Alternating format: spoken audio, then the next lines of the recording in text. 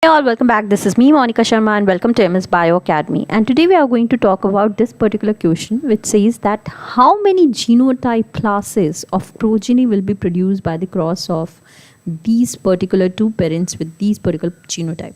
Okay, so we need to find it out here the number of progeny with different classes of the genotype which can be produced from these two parents. Okay, so what is the trick of finding out that thing? Now the trick is that first of all what you need to do is you don't need to find it out the possible gamete combinations, and then you need to draw a Punnett square, and then you need to find it out the number of progeny. Not at all. You don't need to do all these things. Okay, there is a very simple basic trick for this, and what is that trick is, all you need to do is you need to see these particular genotype, since there are 5 genes are there, A, B, C, D, E, and there is different pairs of allelic version for these 5 genes. Okay, so what we're gonna do is we're gonna just do the crosses of individuals allelic pairs. Okay, so like capital A, we're gonna cross it with capital A small a from the another parent, and we're gonna find what possible progeny can be formed with this particular alleles combination. So we can get here this version, okay, and also we can get this, right? We can get capital A. You can draw the Punnett square for individual of these if you are not comfortable in having direct results. So what you can do is from this particular parent I can get only one type of a gamete, that is A only, and from this particular gamete I can get the 2 gametes, okay, one with the capital A and one with a small a. So now I'm gonna make the combination. So it will be capital A, and this will be capital A small a. So I can get 2 possible offspring with these genotypes, right? Different genotypes. Now let's look into the second one here.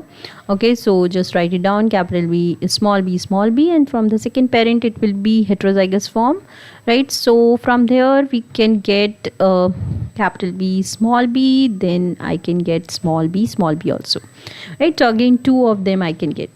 Then again you can draw Punnett square for individual of them like I have shown it here. I'm not drawing it, I'm just writing it down for the complete thing. Okay, so this is capital C small c, the heterozygous form, and then there is a homozygous recessive. Okay, so from here the cross we can get the progeny with the genotype capital C small c and small c. Again 2 we can get. Now let's look into the fourth one, which says capital D small d crossed with capital D small d. Both are the heterozygous form, so we can get 3 possible combinations, one with the homozygous dominant, one with the heterozygous, and one with the homozygous recessive alleles. Right now we will see the next one, which is heterozygous and homozygous dominant for E. Okay, so here we can get capital E, and also we can get capital E small e.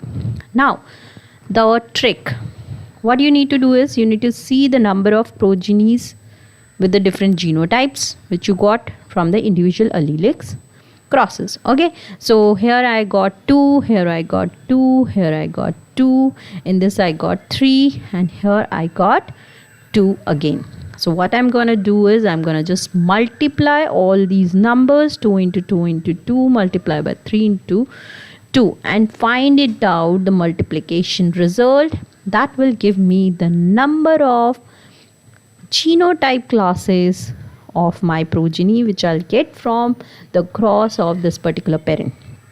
Okay, so what I'll get, 2 to 4, 8, 48. So total I will get from this particular parent, I can say I will get 48 genotype classes of progenies are produced from the cross of these two parents. So this is the basic trick of solving these particular type of questions. I hope you enjoyed this video and you have got enough knowledge and trick to understand and trick to use for solving such kind of questions. So if you get this thing and if you liked it, please do hit the subscribe button and subscribe my channel, hit the like button, and please do share with more and more. So thank you so much for watching, and please wear mask and stay safe. Bye for now.